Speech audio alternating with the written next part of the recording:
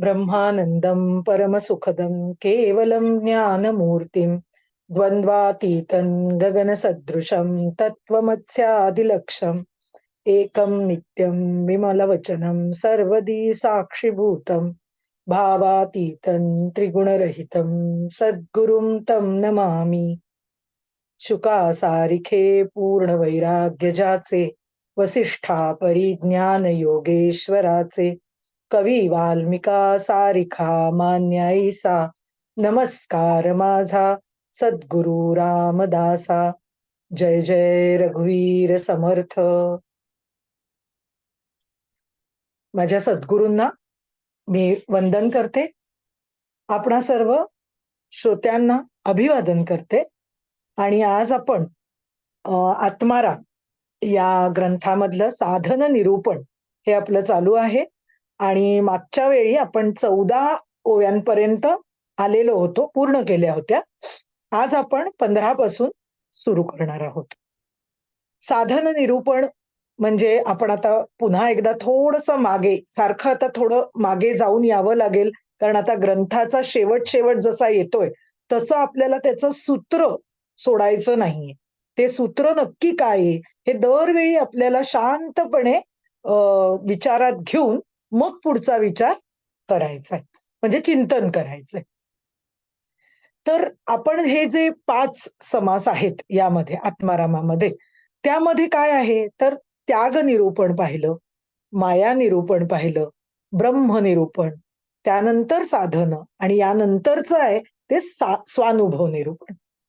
आपण ज्यावेळी पहिल्यांदा हे बघत आलो तर त्याचे कनेक्शन म्हणजे एकमेकांशी असलेलं त्याचं कनेक्शन हेही आपण बघितलं, की नक्की त्याग आपल्याला कशाचा करायचा आहे.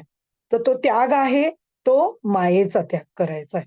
माईक म्हणूनच पुढचं आहे जे माया समजून घेतली. मग मायेचा त्याग करायचा आहे, तर म्हणजे मग काय त्याग जर करायचा आहे तर मिळवायचंय काय? ते बाजूला सारायचं कशासाठी? तर आपलं जे स्वरूप आहे ब्रह्मस्वरूप, ते आपण स्वरूपापासून ढळलेलो आहोत. त्यामुळे स्वरूपावर येण्यासाठी समर्थ आपल्या शिष्याला हा जो उपदेश करताय तो त्यामधून करताय. शिष्याला जे प्रश्न आहेत त्याची उत्तरं जे ते देतायत ते त्यामधून, की तू मुळात ब्रह्म आहेस. म्हणून तो त्याग मायेचा करून ब्रह्मनिरूपण झालं.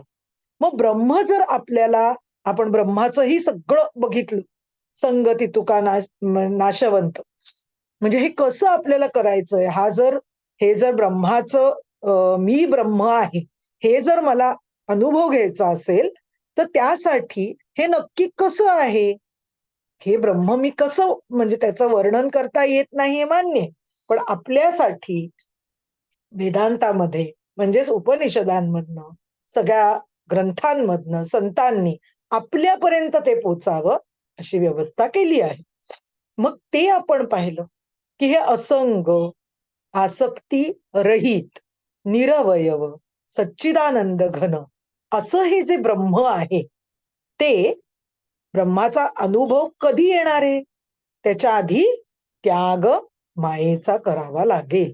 आणि त्याकरता, अनुभवाकरता, कारण ते अनुभवरूप तत्व आहे. ब्रह्म किंवा आत्मा, जे आत्मा आणि ब्रह्म एकच. तर मग हे जे तत्व आहे ते अनुभवरूप आहे.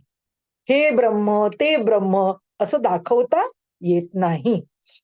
मग त्यासाठी काय लागतं? मग ही जी माया सारायची आहे, ब्रह्म तर आत्ताही आपण जेवढे, म्हणजे आत्ता जे सगळे इकडे बसलेलो आहोत किंवा जिकडे जे सगळं आहे, तर तिकडे ब्रह्म आहेच. पण त्याचा अनुभव आपल्याला नाही. मग आपल्याला जर त्याचा अनुभव नाही, मग त्याकरता काय पाहिजे? साधन. त्या साध्य होता साधनाचा ठाव नाही, ही पुढची पायरी झाली. पण त्याकरता साधन काय? ह्यासाठी आपण आता जो साधन निरूपण हे जे सगळं सुरू केलं, समर्थांनी शिष्याला सांगितलं, मुळात तू आत्मस्वरूप ब्रह्मरूप आहेसच. पण कशामुळे, त्या स्वरूपापासून कशामुळे ढळलास? तर सगळ्यात महत्वाचं, जीवभाव घट्ट धरल्यामुळे. जीवभाव घट्ट धरणं याचा अर्थ काय आता? ते आपण बघितलेलं आहे, पण पुन्हा पुन्हा हा अभ्यास करणं ही आपली जबाबदारी आहे. मग जीवभाव घट्ट धरणं म्हणजे काय? तर मी देह आहे. मी हे करता भोगता आहे आणि हे जग सत्य आहे. या 3 भ्रमामध्ये असणं, याला जीवभाव घट्ट धरणं म्हणतात. म्हणजे जीवभाव घट्ट धरणं म्हणजेच काय? मी म्हणजे हा देह गेला, की मी गेलो. हे सगळ्यात महत्वाचा भ्रम. देहभर व्यापून असलेलं आत्मतत्व आपण आहोत. पण आपल्याला काय वाटतं? हा देह गेला, की आपण जाणार. मग हाच म्हणजे साधन निरूपणातून आपण काय शिकलो? तर मायेच्या म्हणजे मायेचं निरूपण केलं, तेव्हा जे आपण मायेचं काय बघितली, व्याख्या बघितली. कशाला माईक म्हणावं? की जे ज्याला ज्याला जन्म, जरा, मरण आहे. उत्पत्ती, स्थिती, लय आहे. जागृती, स्वप्न, सुषुप्ती अशा अवस्था आहेत. ते सगळं म्हणजे जे काही काळ आधी येतं, काही काळ टिकतं आणि मग जातं. असं जे आहे, ते काय आहे? माईक आहे. कारण ते नाशवंत आहे. मग नाशवंत आहे, ते माईक आहे, म्हणजेच भ्रम आहे. आणि हा जो भ्रम आहे, तो आपण कशाने बाजूला करणार? हे सगळ्यात महत्वाचं आहे. आपल्याला कुठेही बाहेर जायचं नाहीये किंवा बाहेरून आत काही येणार नाहीये. कारण देह ही जी आहे किंवा सृष्टी ही जी आहे, ती काय आहे? उपाधी आहे. उपाधी आहे म्हणजे काय आहे? उपाधी म्हणजे काय? काही काळ असणारं, वाटणारं म्हणजे भासणारं फक्त.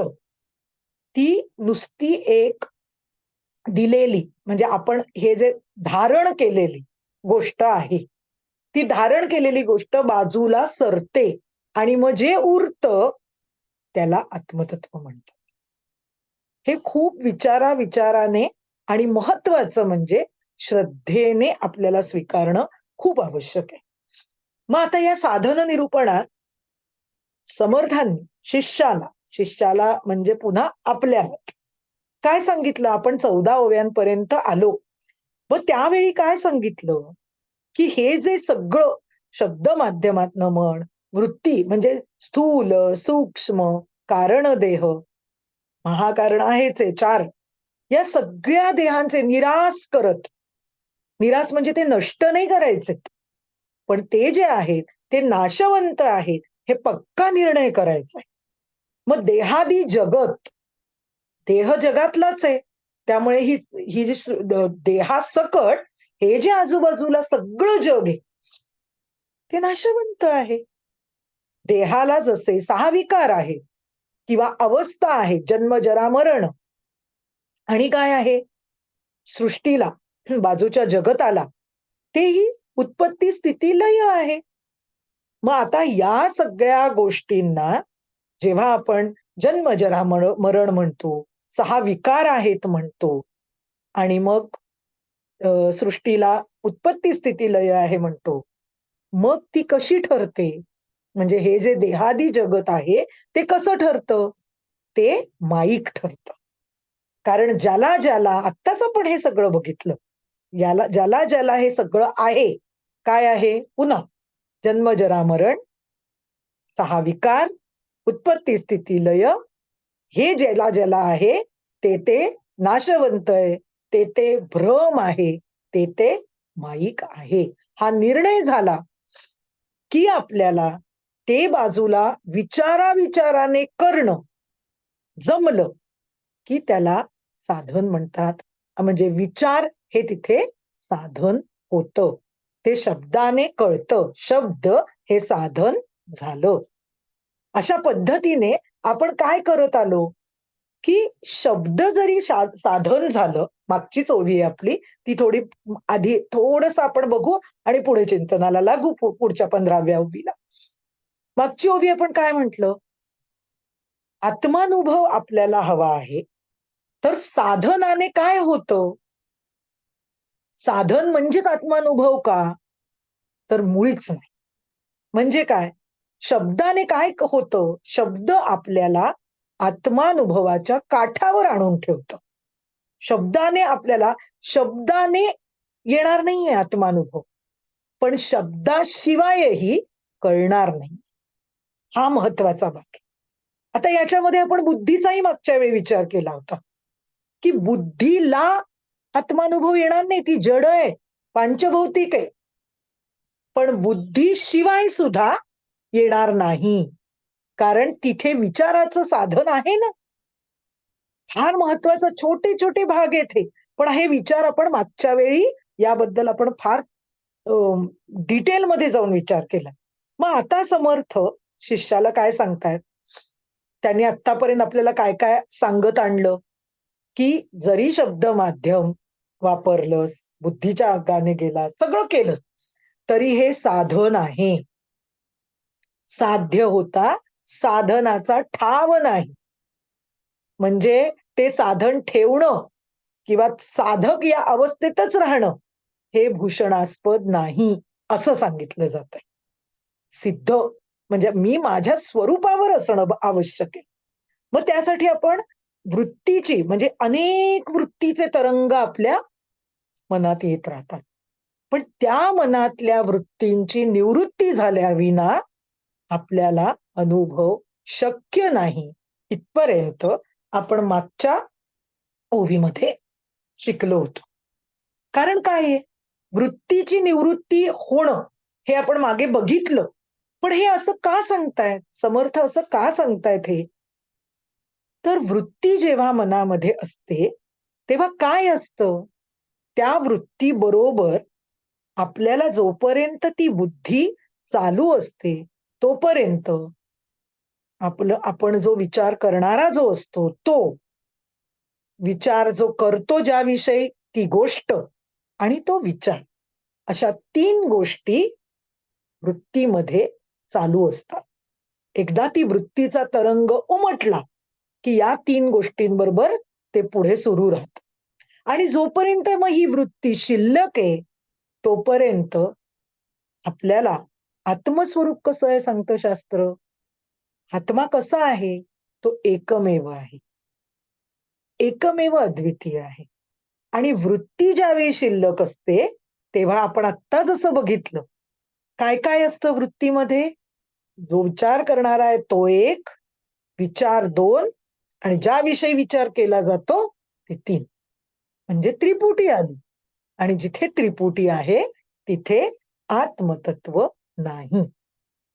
हा फार मोठा विचार एकदा केला, की मग आपल्याला लक्षात येतं, की वृत्तीची निवृत्ती झाल्याशिवाय आत्मानुभव शक्य नाही. आणि हे समजून शास्त्राला म्हणजे शास्त्रज्ञान जर आपण घेतलं नाही, तर हे कळतही नाही. पण शास्त्रज्ञानावर अवलंबून राहिलो आणि त्याच्यावर तेच म्हणजे तो अनुभव असं केलं तर तेही चुकीचं आहे. या दोन्ही गोष्टी आपण मागच्या वेळी बघितल्या होत्या. त्यामुळे आता मी मात्र 15वी आपली जी यामधली ओवी आहे, ती आधी वाचून दाखवते आणि मग आपण त्याविषयी चिंतन करूया. तोच विषय तोच चाललेला आहे. समर्थ शिष्याला सगळं साधन सुद्धा कसं नाशिवंत आहे, असं सांगतायत. साधनही नाशिवंतच आहे, पण संवादी आहे. संवादी आहे म्हणजे काय? आपल्याला आत्मानुभवाकरता ते संवादी ठरणारं आहे. पण ते म्हणजे आत्मानुभव नाही. हा फार महत्वाचा भाग चाललाय. कारण साधनात अडकण्याची शक्यता खूप असते आणि म्हणून हे साधन निरूपण शांतपणे सखोल चिंतनाने करणं आवश्यक आहे. 15वी ओवी वाचते. येथे शून्याचा निरास झाला. आत्मा सदोदित संचला. पाहो जाता साधकाला ठावची नाही. खूप सुंदर पद्धतीने समर्थ शिष्याला काय सांगतायत आता, की ध्यान काळात काय होतं ते त्यांनी इथे अ, शिष्याला काय म्हणूया म्हणजे आपल्यालाच असं आपण म्हणूया, खूप अलर्ट केलंय. खूप विचाराला म्हणजे शांतपणे बैठक घेऊन नीट लक्ष देऊन ऐक, अशा पद्धतीने ही ओवी सांगताय. त्यासाठी आपण एक प्रसिद्ध ओवी आहे त्याचा विचार करूया, समर्थांचीच आहे. इकडे दृश्य, तिकडे देव, मध्ये शून्यत्वाचा ठाव, तया प्राणी मंदबुद्धीस्तव ब्रह्म म्हणे. इथे आपल्याला ही ओवी का घेतली, तर नाशिवंत सांगितलं जातंय. तर जेव्हा आपण ध्यान काळात, जेव्हा शांत बसलेलो असतो, ध्यान सुरू आहे असं म्हणूया, तर एकदा वृत्ती शून्य अवस्था येते. अवस्था हा शब्द वापरलाय बरं. वृत्ती शून्य, वृत्ती येत नाही, थांबतं सगळं. आणि त्या क्षणी आपल्याला असं वाटतं, म्हणजे जिथे सुखाचाही अनुभव येत नाही आणि दुःखाचाही अनुभव येत नाही. शांत, काही वृत्ती शून्य. मग तिकडे आपल्याला वाटतं, म्हणजे साधकाला वाटतं, जो ध्यानाला बसलाय त्या ध्यान करणाऱ्याला वाटतं, जमलं. आला आपल्याला अनुभव, आत्मानुभव आला. आणि इथेच आपल्याला समर्थ किंवा सगळे संत खूप अलर्ट राहायला सांगत आहेत. आणि मग आता ही ओवी परत एकदा, म्हणजे ही ओवी म्हणजे मी आत्ता त्या ओवीला बरोबर पॅरलल जे घेतलीये ती सांगते. इकडे दृश्य, तिकडे देव, मध्ये शून्यत्वाचा ठाव. हे जे शून्य, वृत्ती शून्यत्व आलं ना, या शून्यालाच अनुभव मानतो आपण. आणि सगळे संत, शास्त्र सांगतं, शून्य म्हणजे आत्मानुभव नाही. कारण शून्य जेव्हा आपल्याला समजतं, म्हणजे काय, शून्य आलं, शून्य हे कळतंय, विचार शून्य हे जेव्हा कळतं, हे कुणाच्या प्रकाशात कळतं? कोणाच्या तरी प्रकाशात कळलेलं आहे हे. म्हणजे मग तो अनुभव नाही. आत्म्याच्या प्रकाशात शून्य आहे, शून्य वृत्ती झाली, हे समजतं. मग तिथे अनुभव आहे का? समजणारा आहे. समजलं काय, तो विचार आहे. आहे की नाही? आणि समजलं. ही गोष्ट आली म्हणजे पुन्हा त्रिपुटी आली. त्यामुळे शून्याच्या मागे प्रकाशक आहे आत्मा, आणि तो मी आहे. म्हणजे आपल्याला समर्थ इथे काय सांगताय, शून्याला थांबणं बरोबर नाही. चुकून ध्यानाला बसलेला साधक वृत्ती शून्य झाली की आपल्याला अनुभव आला असं समजू शकतो. मग यासाठी ज्ञानोबांनी फार सुंदर लगेच पॅरलल एक सांगितलेलं आहे. हे आपण या ओवीविषयी बोललेलो आहोत, पण इथे त्याचा संदर्भ येतोय म्हणून सांगते परत. ज्ञानोबा काय म्हणतात, साचची पुढती वीरा, जरी न ये स्वप्न जागरा, तरी ब्रह्मभाव साचोकारा म्हणो येता. म्हणजे काय, आपल्याला रोज गाढ झोपेचा अनुभव आहे. झोपतो, रात्री झोपतो छानपैकी. मग रोज गाढ झोपेत आपण, इथे ज्ञानोबा असं आपल्याला सांगताय की रोज गाढ झोपेत आत्मसुखाचा अनुभव येतो, हे खरं आहे. पण त्याला आत्मज्ञान म्हणत नाहीत. खूप महत्वाची गोष्ट आहे बरं. आत्मसुखाचा अनुभव येतोय, पण ते आत्मज्ञान का नाही? अज्ञानातलं म्हणतात ते सुख.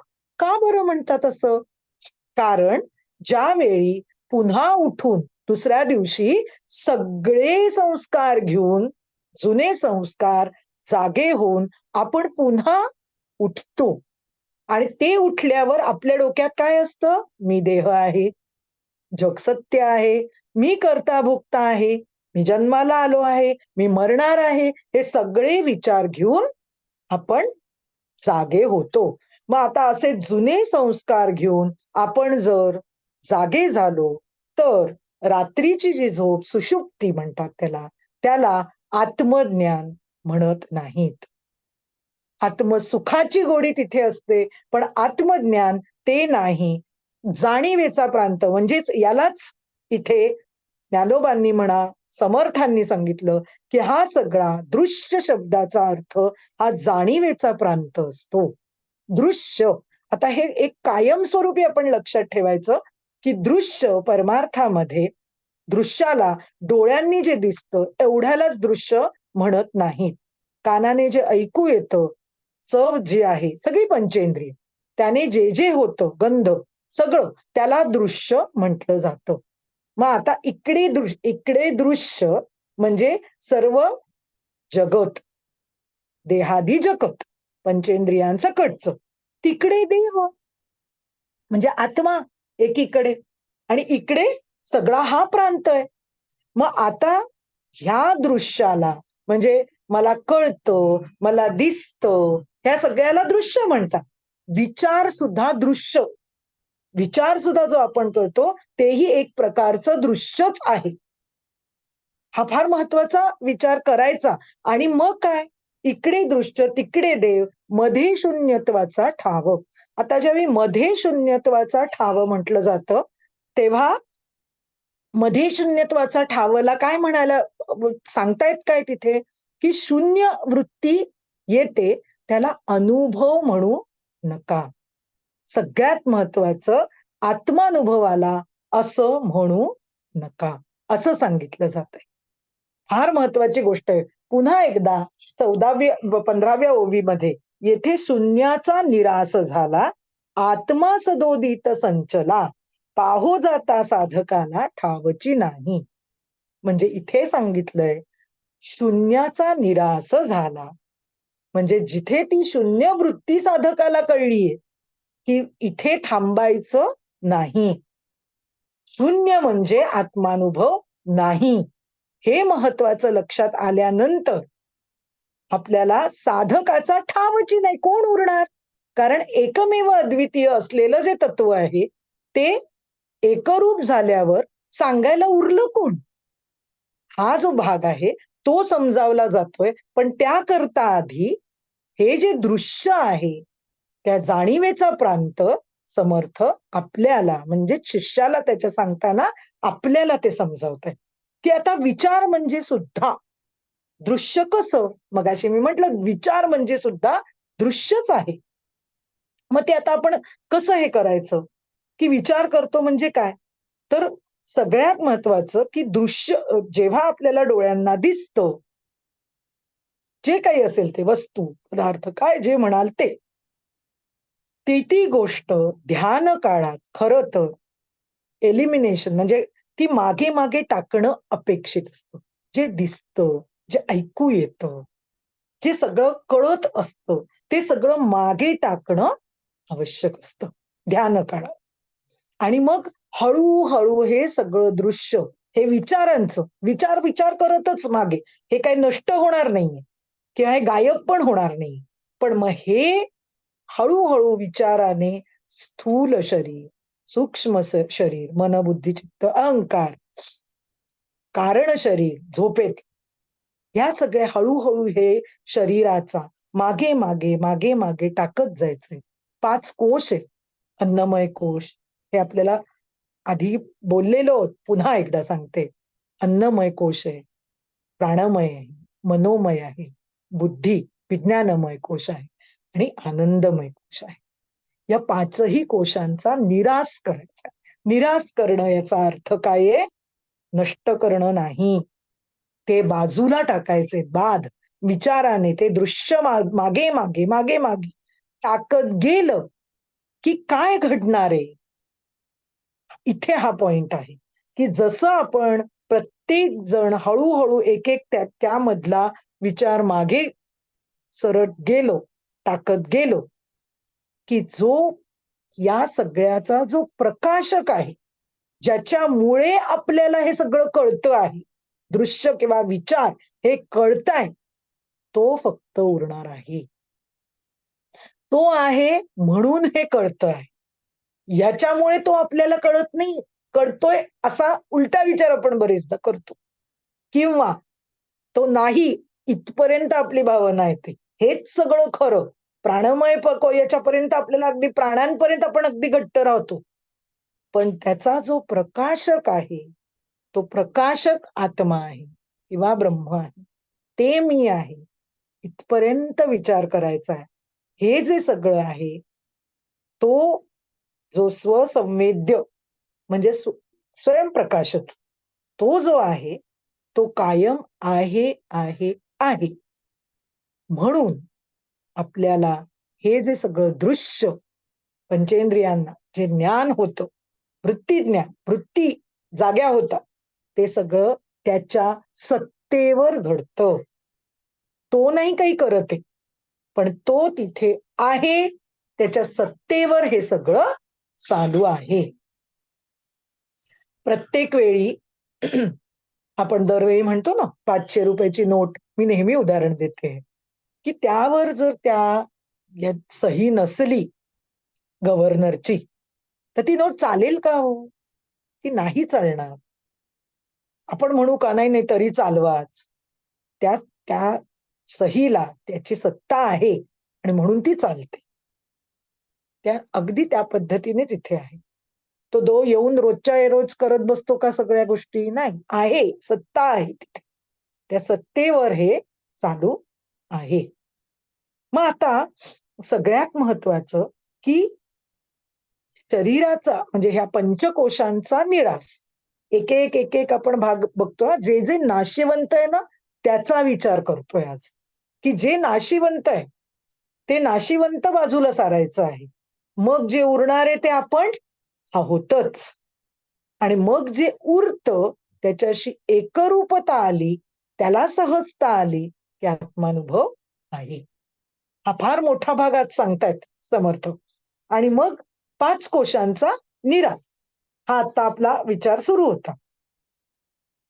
मग आता आपण ओळखायचं कसं? की अन्नमय कोश, प्राणमय कोश या सगळ्या गोष्टींना ओळखायचं कसं?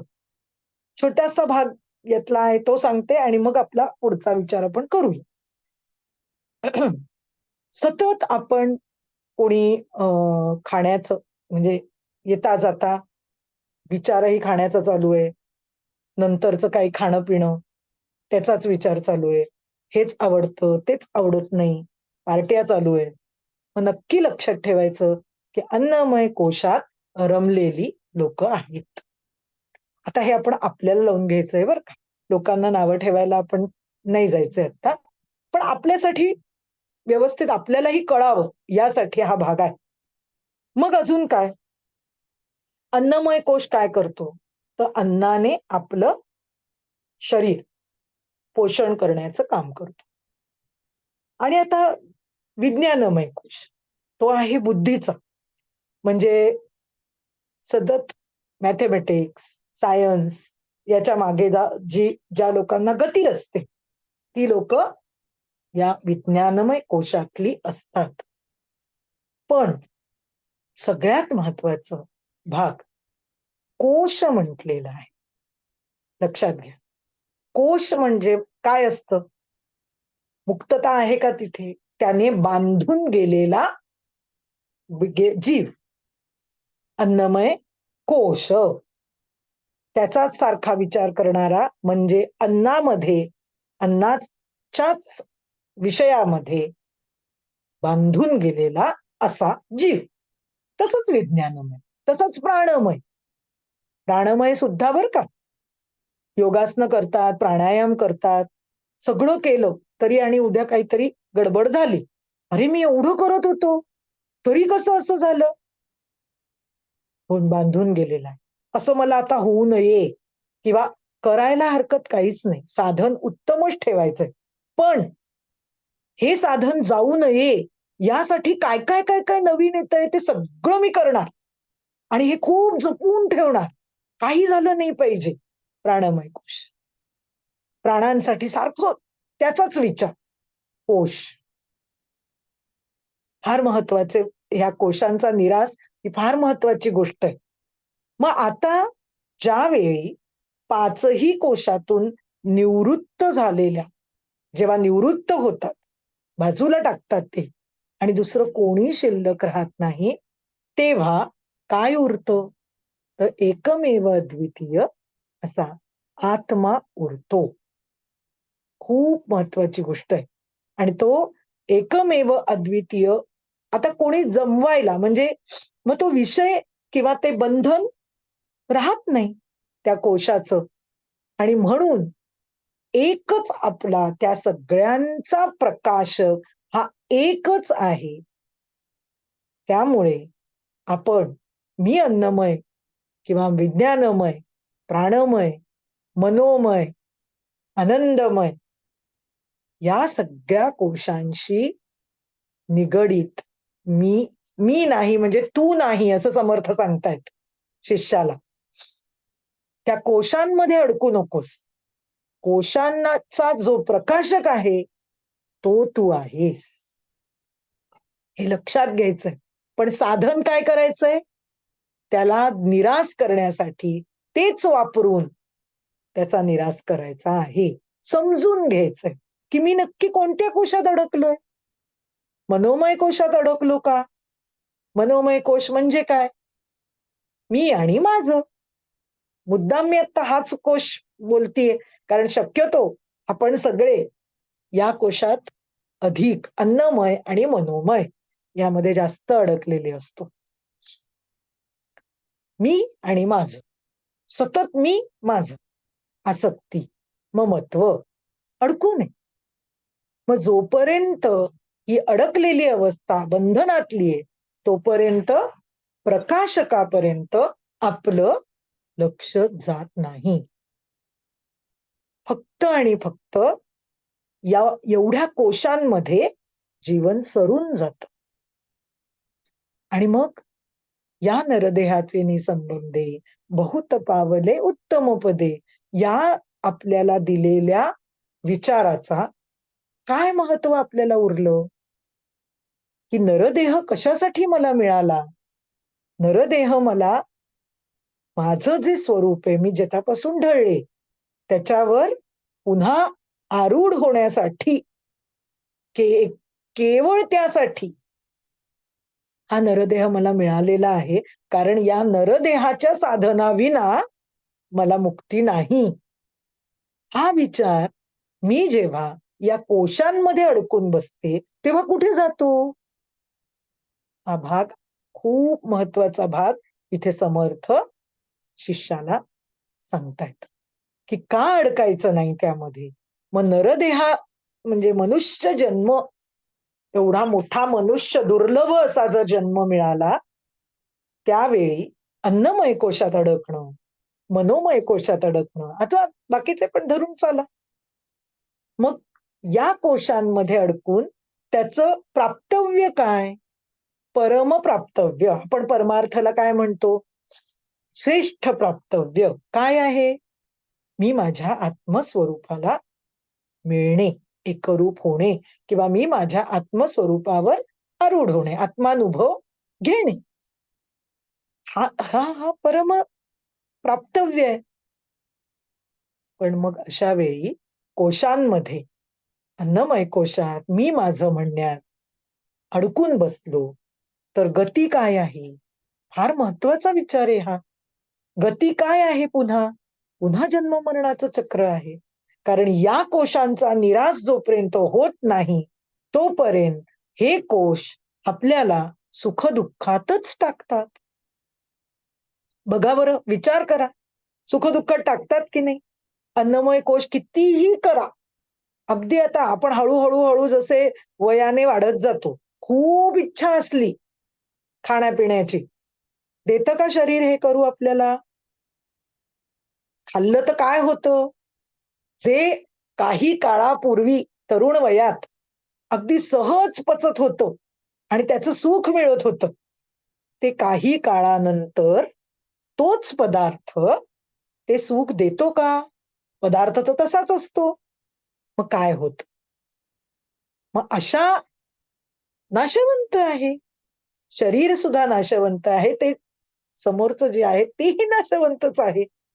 मग अशा नाशवंतात आपण कोश त्याच्या म्हणजे त्या कोशात अडकून बसलो, तर सुख-दुःखाला आपण स्वीकारतो. आणि मग हा मनुष्य जन्म असाच वाया जातो. मग असं अडकू नये याकरता 5 कोशांचा निराश करून आपण शून्याच्याही पलीकडे असलेलं प्रकाशक जो आहे तो आपल्याला सगळ्यात महत्वाचा भाग आहे की शून्य म्हणजे आत्मा नाही, शून्याचा प्रकाशक आहे, ही गोष्ट आपल्याला केवळ आणि केवळ श्री गुरु कृपेने कळते. शून्य हे आत्म्याच्या प्रकाशात कळतं आणि आत्म्याच्या प्रकाशात जे शून्य आहे ते कळलं, ते तो आत्मा मी आहे. शून्य मी नाही. शून्यावर आपण थांबायचं नाही. सहा अहम, जो प्रकाश आहे तो मी आहे, असं ही ही खरी साधना आहे. आणि ही साधना करण्यासाठी आपण काय काय आता समर्थ सांगतायत? शून्याचा निरास, पंचकोशांचा निरास. मागच्या वेळी आपण शब्द याचं बघितलं होतं, शब्दाचं महत्वही बघितलं. पण शब्दाचं म्हणजे परोक्ष ज्ञान म्हणजे आत्मानुभव नाही, हे आपण पाहिलं. आणि मग आता राहिलं काय शिल्लक? म्हणजे 5 कोशांचा आपण निराश केला. मग पण त्यानंतर शून्याचा निराश केला. मग राहिलं काय? जे कधीही जात नाही, जे आहे, आहे, आहे, असं जे सत्तत्व आहे, सच्चिदानंद घन असं असणारं जे तत्व आहे, जे शिल्लक राहतं, ज्याचा निराश करता येत नाही, असं जे तत्व आहे, त्याला आत्मतत्व म्हणतात. त्यालाच स्वसंवेद्य, त्यालाच ब्रह्म, हे सगळं, हे जे तत्व आहे ते आपण आहोत. म्हणजे निराश कुठपर्यंत करता येतो? नाशवंताचा निराश होतो. शून्यापर्यंत, विचारांमध्ये ध्यानकाळी शून्यापर्यंत निराश करता येतो. शून्याचा जो प्रकाशक आहे त्याचा निराश होत नाही. तोच स्वयंप्रकाश आहे आणि त्याच स्वयंप्रकाशाला काय म्हणतात? आत्मा म्हणतात. इतकं छान संगती लावून घ्यायची आपण शांतपणे. आणि तो जो आत्मा आहे तो मी आहे, हे फार महत्वाचं आहे. मग आता आपल्याला हळूहळू हे सगळं निरासाचं बघितल्यावर आत्मानुभव याविषयी विचार केला पाहिजे. आपण 15वी ओवीच साधकाचा ठाव नाही म्हटलंय त्यामध्ये. 15वी ओवीच चाललंय आपलं निरूपण. त्यामध्ये काय? आत्मानुभव कसं? जीव, जीवाला अनुभव आला, असं म्हणजे आत्मानुभव येतो. आत्मस्वरूपात तो लीन झाला. हे कसं म्हणायचं? कसं ओळखायचं? कधी ठरवायचं? हा विचार केला पाहिजे. तर कठोपनिषदात असं म्हटलंय की शुद्ध पाणी जसं दुसऱ्या शुद्ध पाण्यात ज्याप्रमाणे मिसळतं, शुद्ध पाणी शुद्ध पाण्यात मिसळतं. म्हणजे काय आहे? एखादी बिसलेरीची बाटली आहे, दुसरं बिसलेरीची बाटलीतलं पाणी हे एकमेकात पूर्ण व्यवस्थित मिसळून जातं. काही फरक वाटत नाही त्यामध्ये. वेगळेपणा दाखवताच येणार नाही, कारण दोन्ही शुद्ध आहेत. मग आता आपल्याला आत्मानुभवाला हे ओळखायचं कसं? तर जीवभाव कधीच साधन निरूपणापासून त्याच्याही आधीपासून चालू आहे. जीवभाव आपण आज सुरुवातच त्याने केली. जीवभाव धरणं म्हणजे काय? हेच परत मी देह, जग सत्य, कर्ता भोक्ता, ममत्व, संग, हा सगळ्या सकट जे जगणं चाललेलं म्हणजे जो जीव जीव कोणाचा आहे तो जीवभाव घट्ट धरलेला आहे. हे सगळ्याला सत्य मानतो.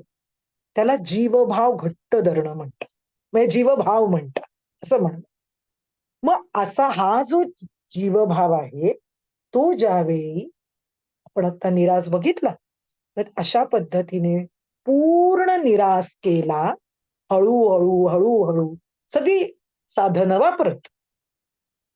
ध्यान आहे, नाम आहे, हे सगळी भरपूर साधनं आहेत त्यासाठी. बरोबर आहे? मग हे सगळं करत करत जीवभाव निघून गेल्यानंतर चिदाभास, आपण जीवाची व्याख्या बघितलेली आहे. पुन्हा एकदा सांगते. 3 घटकांशिवाय जीव ही संकल्पना पूर्ण होत नाही. ते कोणते 3 घटक आहेत? तर आत्मा आहे, मध्ये बुद्धी आहे, अंतःकरण. पण बुद्धी, कारण तो जो बुद्धी आधी मी सांगते आधी आणि मग त्याचं एक्सप्लेनेशन देते. आणि बुद्धीत पडलेला प्रकाश, चिदाभास, त्याला चिदाभास असं म्हणतात. म्हणजे बुद्धी का म्हटलं, तर ती सत्वगुणाची, अग्नी, तेज तत्वाची आहे. सत्वगुणाची असल्यामुळे आत्मतत्वाचा प्रकाश घेणं, त्याचा प्रकाश म्हणजे ज्ञान प्रकाश घेण्याची क्षमता बुद्धीमध्ये असल्यामुळे त्याला मध्ये अंतःकरणाच्या इथे बुद्धी वापरली. आणि बुद्धी आणि बुद्धीत पडलेला प्रकाश, ज्याला शास्त्रीय भाषेत चिदाभास म्हणतात. चित आभास. पण तिथे आभास आहे, हे लक्षात ठेवायचं. आभास आहे. मग आता काय होतं, की जेव्हा चिदाभास आत्मरूप होऊन जातो, चिदाभास जो अत्यंत शुद्ध आहे, तो आत्म्यामध्ये विलीन होऊन जातो, एकरूप होतो. म्हणजे काय होतं? पहावे आपणासी आपण, त्या नाव ज्ञान. पहावे आपणासा किंवा परतोनी पाठी मोरे ठाके, आपण या आपण पे देखे, देखत खेवो ओळखे, ते तत्व मी. फार सुंदर ज्ञानेश्वरीत सांगितलंय. हा जो चिदाभास म्हणजे जोपर्यंत तो हा जीव, चिदाभास यालाच जीवच म्हणायचं. हा जीवभाव जोपर्यंत धरून आहे ना, तोपर्यंत त्याला मी आत्मा आहे हे कळतच नाही किंवा तो मानतच नाही. पण ज्या क्षणी ती जी बुद्धी, ज्या बुद्धीने तो जीवभाव घट्ट धरून ठेवलाय, ती बुद्धीचा निराश झाला, ती लयाला गेली, की उरतं काय? जीव कशी कन्सेप्ट आहे? जीव, बुद्धी, बुद्धीत पडलेला प्रकाश म्हणजे चिदाभास. ज्या क्षणी बुद्धी संपूर्ण लयाला जाईल, तेव्हा परतोनी पाठी मोरे ठाके, आपण या आपण पे देखी. किती कल्पना सुंदर केलीये, की उरतं काय? आत्मा आणि चिदाभास. त्याला स्वतःचं स्वरूपच दिसतं, तोच आहे तो, कुटस्थ. हे दिसल्यावर तो एकरूप कोणाशी होतो? जोपर्यंत तो बुद्धीशी घट्ट धरून येत, म्हणजेच जीवभाव घट्ट धरू नये, तोपर्यंत त्याला स्वतःचं स्वरूप कळतच नाही. ज्या क्षणी ती बुद्धी निराश होईल, बुद्धीचा निराश म्हणजे काय? हेच आहे आत्ता जे आपण सगळं बघितलं. तो निराश झाल्या क्षणी, म्हणजेच कुठली बुद्धी? देहे बुद्धी ते आत्मबुद्धी करावी. समर्थांनी सांगितलंच आहे मनाच्या श्लोकात. मग ही बुद्धी, देहे बुद्धी देहाची बुद्धी म्हणजे देह तादात्म्य, जगत सत्यत्व, कर्तृत्व, भोक्तृत्व जोपर्यंत असेल, तोपर्यंत हा चिदाभास, आत्मा, त्याला स्वतःचं स्वरूपच कळत नाही, आभास येतो. म्हणजे काय? प्रतिबिंब बिंब. बिंब काय आहे? आत्मा. ते प्रतिबिंब. प्रतिबिंब बिंबात विलीन होतं. इतकं साधं आहे खरं तर. पण ते प्रतिबिंब स्वतःला खरं सत्य मानतं. तर आहे का ते खरं? कारण तिथे देहबुद्धी असते. हा विचार करणं, विचाराने सुंदर, हा अतिशय शास्त्राने आपल्याला ग्रंथांमधून, संतांनी स्वानुभवातून खूप सुंदर पद्धतीने हे सांगितलंय. पण आपला प्रॉब्लेम काय येतो? देहबुद्धी. देहबुद्धी ते आत्मबुद्धी का महत्वाचं आहे? कारण जोपर्यंत देहबुद्धी आहे, तोपर्यंत अहंकार चिकटलेला आहे. आणि अहंकार आपल्याला आत्मस्वरूपाचं एकरूप होऊच देत नाही. अहंकार म्हणजे काय? मी. हा सहज साधा विचार आहे, जो कायम आपण, एकदा जर आपला निर्णय झाला असेल ना, की नाही, जीवभाव, त्यांनी काय सांगितलंय समर्थांनी? गुरुला काय हवं असतं शिष्यामधलं? रोजच्या आपण आता जी गुरु शिष्य परंपरा वगैरे तर बोलतो आपण, पण आत्ताच सामाजिक भान जर बघितलं, सगळीकडे असं जर घेतलं व विचार केला त्याचा, तर काय असतं? आमच्या गुरूंना हे आवडतं, आमच्या गुरूंना ते आवडतं. सगळं व्यावहारिक सगळीच सगळं करावं. काही प्रॉब्लेम नाही. करावं ना, हरकत नाही. पण ही देवाण-घेवाण गुरूंना अपेक्षितच नाही. किंवा शास्त्र किंवा संत गुरु शिष्यातल्या ह्या देवाण-घेवाणीबद्दल बोलतच नाही. गुरु शिष्याला म्हणतात, "तुझा जीवभाव मला दे." म्हणजे काय? जो देहबुद्धीने जो घट्ट पकडून ठेवलेला आहे, हे जे माईक, भ्रम, नाशवंत याला सगळ्याला जे घट्ट धरून ठेवलं, तो जो जीवभाव आहे, तो मला दे. मग गुरु काय देतात? आत्मभाव शिष्याला त्याला अनुभव आणून देतात. पण तो जीवभाव म्हणजेच ती बुद्धी सद्गुरूंना अर्पण करून टाकली. म्हणजे कुठली बुद्धी? सतत जी मला या निराश करण्या म्हणजे तो निराश करायला गेलो, की इतक्या अडचणी येतात, की पुन्हा कधी आपण त्या मायेच्या चक्रात अडकतो आपल्याला समजत नाही. म्हणून मध्ये सद्गुरू आहेत. ब्रह्मविद ब्रह्मैव भवती. स्वतः साक्षात ब्रह्म आहेत. मग अशा यांचा आपण आधार घेतला. बुद्धी तिथे समर्पित केली, ही देहबुद्धी, की आपोआप आत्मबुद्धीपर्यंत एकरूपता काय असते याचा अनुभव येणार आहे. ज्याला आत्मानुभवच म्हणतात. म्हणजेच काय? आता पाहो जाता साधकाला आपण 15वी ओवी म्हणतोय. पाहो जाता साधकाला ठावची नाही. म्हणजे काय? जेव्हा शुद्ध आपण आता बिसलेरी पाण्याचं बघितलं, की आपल्याला वेगळं पाणी दाखवता येतं का? असा ज्यावेळी चिदाभास आभास, प्रतिबिंब बिंबात गेलं, की वेगळं काही राहिलं का? वेगळं काहीच शिल्लक राहत नाही. सगळं एकरूप होतं. मग यालाच म्हणतात, पाहो जाता साधकाला ठाव नाही. साधक शिल्लक न राहणं हेच खूप खूप महत्वाचं आहे. साधक म्हणून मिरवत राहणं म्हणजे अहंकार आला. अहंकार काही फक्त या व्यावहारिक सत्तेत या व्यावहारिक गोष्टीतच असतो असं अजिबात नाही. पारमार्थिक गोष्टींमध्ये मी प्रवचनकार, मी बुद्धिमान, मी साधक अशा सगळ्या गोष्टींचे अहंकारच आहेत. मग असं ज्यावेळी सगळ्यात महत्वाची गोष्ट, की आपल्याला साधक अवस्थेतून आत्मानुभव साधक का? एवढी साधना का करायची? साधनाचा वापर का करायचा? तर त्या साधनाने माझं जे ध्येय आहे, बोलण्याची भाषा असली तरी ती आत्ता आवश्यक आहे, की माझं जे ध्येय आहे तिथपर्यंत मला जाण्याकरता साधन आवश्यक आहे. आणि नंतर एकदा तो एकरूप झालं, की काहीच उरत नाही. शिल्लक राहत नाही. आणि त्याला अतिशय महत्वाचं तेच गोष्ट त्यालाच आपण अनुभव म्हणतो, साक्षात्कार म्हणतो. त्याला फार महत्वाची गोष्ट आहे. 16व्या ओवीमध्ये 15वी ओवी झाली, आता 16व्या ओवीमध्ये सांगतायत, "अभिन्न ज्ञाता तोची मान्य, साधक साध्य होता धन्य, वेगळेपणे वृत्ती शून्य, पावती प्राणी." आपण त्रिपुटीचं मगाशी जे बोललो, की जेव्हा त्रिपुटी उरत नाही, तेव्हा आत्मानुभव आला. त्रिपुटी उरत नाही म्हणजे काय? ज्ञाता, ज्ञेय आणि ज्ञान ही त्रिपुटी आहे ती. ज्ञाता म्हणजे जो साधक आहे. ज्ञेय जी जी गोष्ट त्याला करायची आहे, ती गोष्ट, तो पदार्थ आणि ज्ञान, त्या गोष्टीचं ज्ञान.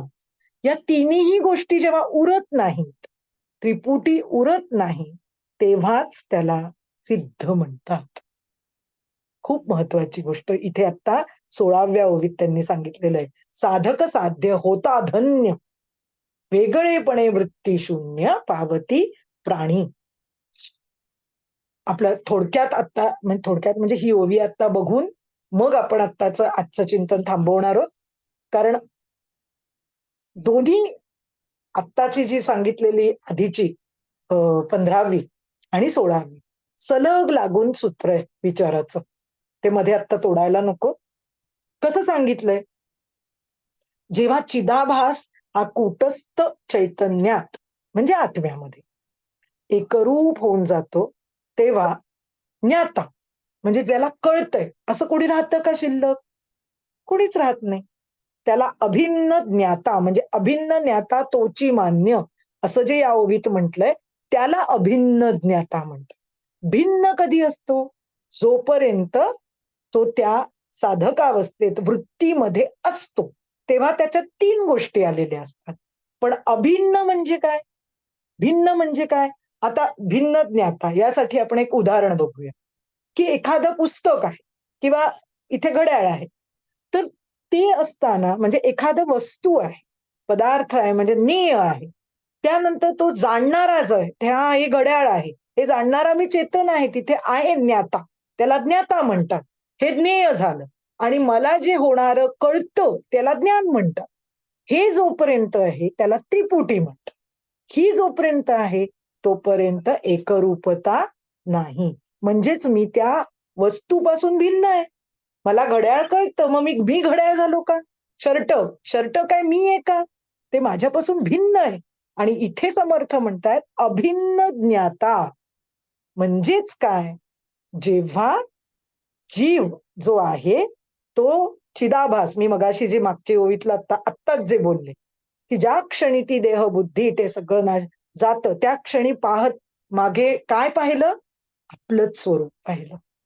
आणि त्यात ही कल्पना आहे बरं का, पण कळतं ते आपल्याला. ते मिसळून गेलं कुटस्थ चैतन्य, मग ते एकरूप होतं. मग ज्ञाता राहतो का? नाही. एकच होतं ते सगळं. त्याला अभिन्न ज्ञाता म्हटलं. आणि ही स्थिती होणं अपेक्षित आहे. मात्र आपल्याला ही स्थिती, होय, मला ही स्थिती आली, असं सांगायला कोणी उरतं का? असं जेव्हा कोणी उरत नाही, त्याला साक्षात्कार म्हणतात. साक्षात आकार. तेच होऊन जाणं, तेच होऊन राहणं, याला साक्षात्कार म्हणतात.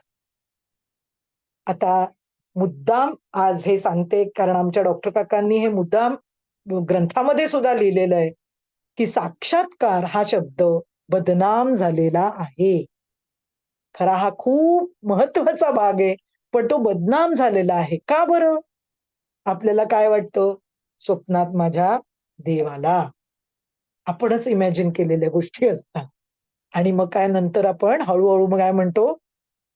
तो देव दिसला. मग देवदर्शन झालं म्हणजे काय झाला?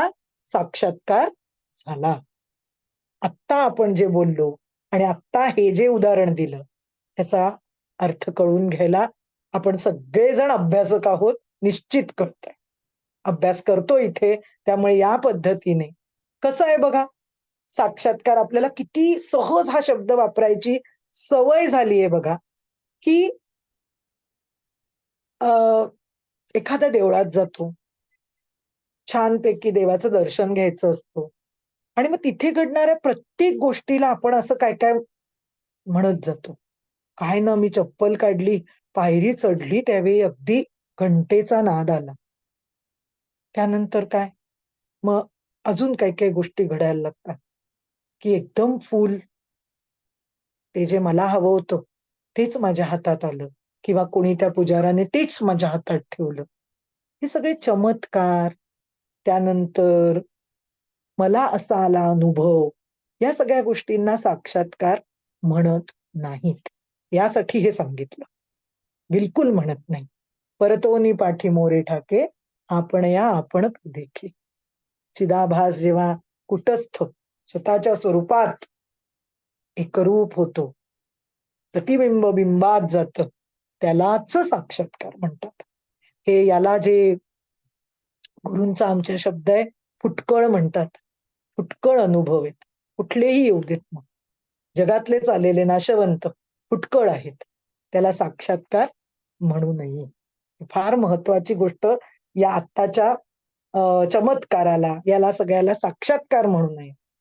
म्हणजे काय असतं, जेव्हा आपण या जगातलं, देहादी जगतातल्या नाशवंत गोष्टींना आपण ज्यावेळी खरं मानतो, सत्यत्व देतो, कवटाळून बसतो, त्याच्यातनं कल्पना निर्माण करतो आणि गोष्टी तयार करतो आणि म्हणतो मला साक्षात्कार झाला, मला अनुभव आला. याच्या इतकं स्वतःला फसवणं म्हणजे ह्यालाच स्वतःला फसवणं म्हणतात.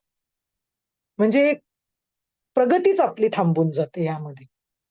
यामध्ये कुठेही पुढची वाट आपल्याला मिळत नाही.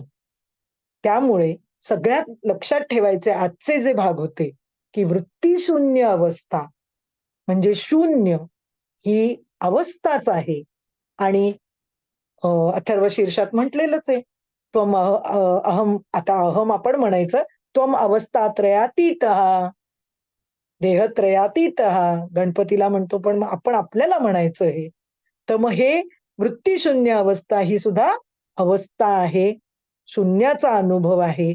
शून्याचा प्रकाशक तिथे असतो आणि शून्याचा प्रकाशक जो आहे, तो मी आहे. तो अनुभव ह्याला आत्मानुभव म्हणायचं. तो अनुभव घेण्यासाठी शून्याचा निराश आवश्यक आहे आणि त्या म्हणूनच पुढे समर्थांनी साधक न उरणं ही भूषणाची गोष्ट आहे, असं 16व्या ओळीत सांगितलं. आज आपण साधन निरूपणातल्या 15 आणि 16 या 2 ओव्या बघितल्या, त्यावर चिंतन करायचा प्रयत्न केला. या पद्धतीने आपल्याला रोजच्या जीवनात या पद्धतीने विचार करता यावा, याचं बळ आपल्या सगळ्यांमध्ये यावं, हे मी माझ्या सद्गुरूंना विनंती करते आणि आजचं आत्मारामावरचं सो 16 15 आणि 16 या ओव्यांवरचं चिंतन थांबवते. जय जय रघुवीर समर्थ. ॐ सर्वे भवन्तु सुखिनः, सर्वे सन्तु निरामयाः, सर्वे भद्राणि पश्यन्तु, मा कश्चित् दुःखभाग् भवेत्. ॐ शान्ति शान्ति शान्तिः.